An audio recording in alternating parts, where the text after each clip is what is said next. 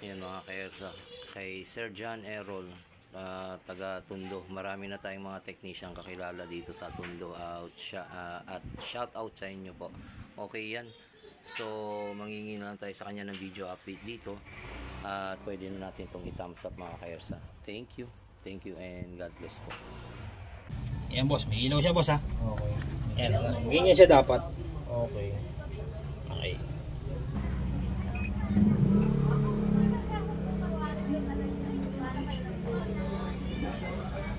Changing yan man pag ganyan.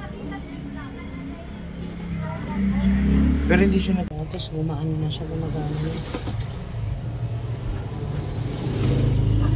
Okay na yun. Oo, kailangan tumagal ka ha.